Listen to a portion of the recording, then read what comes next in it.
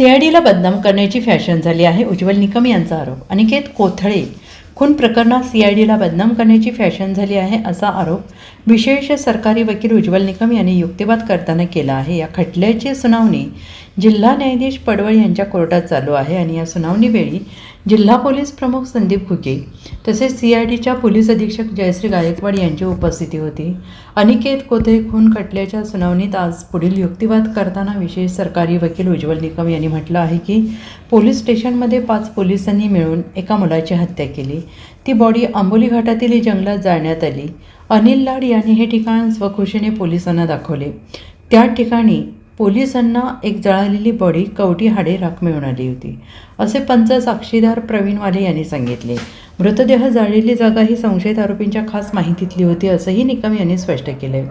तसेच बचाव पक्षाच्या वकिलांचे जे म्हणणे आहे की स्ट्रायकिंग फोर्सचे पोलीस घटनेच्या ठिकाणी अगोदरच होते, हे म्हणणे पूर्णपणे चुकीचे आहे. केवळ स्टॉकिंग फोर्सच्या प्रवासी भत्त्याच्या बिलांच्या आधारावर घटनास्थळी पोलीस अगोदरच होते असे म्हणता येणार नाही असं निकम यांनी म्हटले. तुम्हाला कोणाला तपासायचं आहे का अशी विचारणा देखील युवराज कामटे याला केली असता त्यांनी नाही असं सांगितले. तसेच टायपिंग फोर्सच्या वाहनांची तपासणी जेव्हा केली जात होती तेव्हा सकाळी सर्व वाहने चांगलीतच होती हे दिसून आले. तसेच जेव्हा एखादी बॉडी लपवली जाते तेव्हा काही शक्यता असू शकतात, जसे की आरोपीने बॉडी लपवली ही जागा पोलिसांना कळालेली असू शकते. अगर आरोपीने ही बॉडी ठेवली याची माहिती पोलिसांना कोणीतरी दिलेली असू शकते. आणि यावेळी निकम यांनी न्यायालयात काही न्यायनिवाडे देखील हजर केले.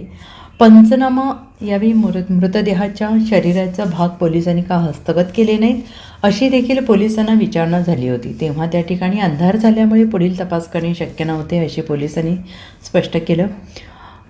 निकम यांनी असे सांगितले होते. तसेच संशयितांनी मृतदेह कुणाला समजला नाही अशा आडमार्गाने जंगलात नेला आणि आंबोली येथील जंगलात जाळला.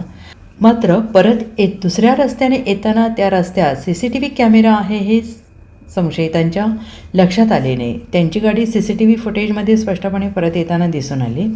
या संदर्भात कोगनोळी टोलनाका येथील ऑडिटर नरेंद्र जोशी यांनी आरोपीचा गुन्ह्यातील गाडीचा ट्रॅकिंग रिपोर्ट हजर केला. तसेच यातील प्रत्यक्ष साक्षीदार अमोल भंडारी यांनी देखील गुन्ह्याच्या वापरातील गाडीत मला बसून नेले, त्या ठिकाणी कोथळेचा मृतदेह जाळून कोगनोळी या टोलनाक्याहून परत आलो असं सांगितलं. आज निकम यांच्या युक्तिवादावेळी न्यायालयात प्रचंड गर्दी जमली होती. निकम यांनी सलग सुमारे 3 तास युक्तिवाद केला. Bureau report SBN Marathi, Sangli.